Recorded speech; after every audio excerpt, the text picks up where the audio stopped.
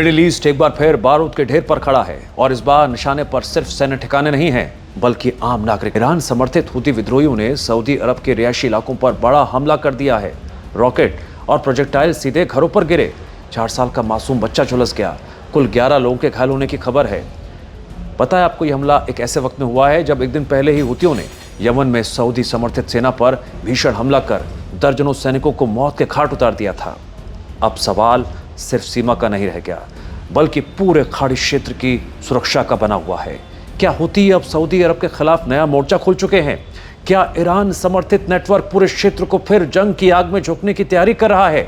और क्या सालों से चला आ रहा संघर्ष विराम अब पूरी तरह से ब्रेकडाउन हो चुका है? यमन से सऊदी तक मिसाइलों की गूंज, ड्रोन का खतरा और बढ़ती तबाही, आखिर क्यों फिर भड़क उठी है खाड़ी की जंग? यमन की आग अब सऊदी अरब की सरहदों को भी झुलसा रही है। ईरान समर्थित हूती विद्रोहियों ने दक्षिणी सऊदी शहर नजरान के रिहायशी इलाकों पर देर रात अंधाधुंध प्रोजेक्टाइल दाग दिए। बारूद के धमाकों से पूरा इलाका दहल उठा। लोग घरों से बाहर भागने लगे। कई परिवार दहशत में रात बिताने को मजबूर हो गए। हमले में 11 लोग घायल हो गया। संख्या और बढ़ सकती है। सबसे दर्दनाक तस्वीर उस 4 साल के मासूम की है जो सेकेंड डिग्री बर्न का शिकार हुआ। एक महिला भी गंभीर रूप से झुलस गई। सऊदी नेतृत्व वाले गठबंधन ने हूतियों पर जानबूझकर आम नागरिकों को निशाना बनाने का आरोप लगाया है। दर्शकों, यह हमला अचानक नहीं हुआ है। इससे ठीक एक दिन पहले क्या हुआ बताते हैं आपको। हूतियों ने यमन में सऊदी समर्थित सरकारी सेना के सैन्य ठिकानों पर बड़ा हमला किया था। मारिब और हदरामौत में हुए हमलों में दर्जनों सैनिक मारे गए थे। हूती नेताओं ने दावा किया उन्होंने सैकड़ों दुश्मन सैनिकों को निशाना बनाया था। यानी कि अब लड़ाई सीमा पार पहुंच चुकी है। अप्रैल 2022 के युद्ध विराम के बाद यमन में हालात धीरे धीरे सामान्य होने की उम्मीद तो थी, लेकिन राजधानी सना में ईरानी विमान को रोकने की कार्रवाई और उसके बाद समुद्री नाकेबंदी और अब सऊदी के रिहायशी इलाकों पर हमला, इन सभी घटनाओं ने संघर्ष विराम को लगभग खत्म कर दिया है। एक्सपर्ट्स मान रहे हैं कि अगर यही सिलसिला इसी तरह से जारी रहा तो पूरा पश्चिम एशिया एक बार फिर बड़े सैन्य टकराव की चपेट में आ सकता है। यमन का गृह युद्ध हो 1 दशक से ज्यादा समय से जारी है। इस संघर्ष ने लाखों लोगों को प्रभावित किया है, देश को गहरे मानवीय संकट में धकेल दिया है।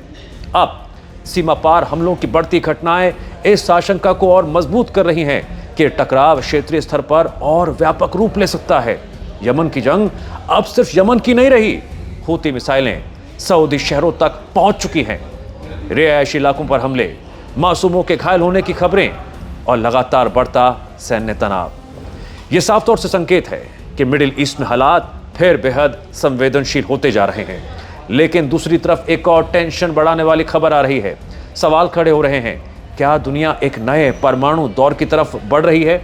क्या व्हाइट हाउस ने उस युद्ध की तैयारी शुरू कर दी है जिसका डर पूरी दुनिया को सता रहा है? क्या डोनाल्ड ट्रंप अब सिर्फ रूस या चीन को रोकने की नहीं बल्कि दोनों मोर्चों पर एक साथ लड़ने की रणनीति बना रहे हैं? खबरों के मुताबिक अमेरिका की न्यूक्लियर पॉलिसी में होने जा रहा है एक सबसे बड़ा बदलाव, और इस बदलाव का मकसद है राष्ट्रपति के हाथ में ऐसे परमाणु विकल्प देना जिन्हें जरूरत पड़ने पर तुरंत इस्तेमाल में लाया जा सके।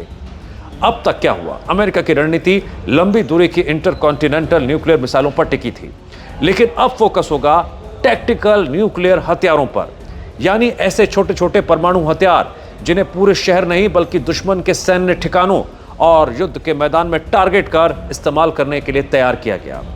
पेंटागन के अंदर चल रही इस हाई लेवल समीक्षा की कमान संभाल रहे हैं एल्ब्रिज कोल्बी, जिनका यह मानना है कि बदलती दुनिया में पुरानी परमाणु रणनीति अब पर्याप्त नहीं है।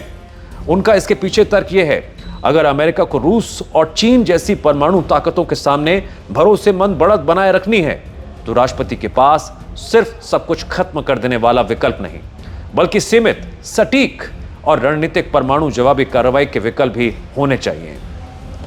एनबीसी की रिपोर्ट के मुताबिक इस नई रणनीति का उद्देश्य डोनाल्ड ट्रंप के सैन्य विकल्पों का दायरा बढ़ाना है। अगर रूस, चीन या उनके सहयोगियों के साथ बड़ा टकराव होता है, ऐसी स्थिति बनती है, अमेरिका के पास हर स्तर पर जवाब देने की क्षमता मौजूद रहे। अब सवाल सिर्फ ये नहीं रह गया है कि अमेरिका परमाणु हमला करेगा या नहीं करेगा, बल्कि सवाल ये भी है किस स्तर पर, किस हथियार से और किस लक्ष्य पर करेगा। लेकिन इस रणनीति ने पूरी दुनिया की चिंता बढ़ा दी है, टेंशन बढ़ गया है, क्योंकि रक्षा विशेषज्ञ मानते हैं जब टैक्टिकल न्यूक्लियर हथियारों को युद्ध का व्यवहारिक विकल्प माना जाने लगता है तो परमाणु युद्ध की दहलीज पहले से कहीं ज्यादा नीचे आ जाती है।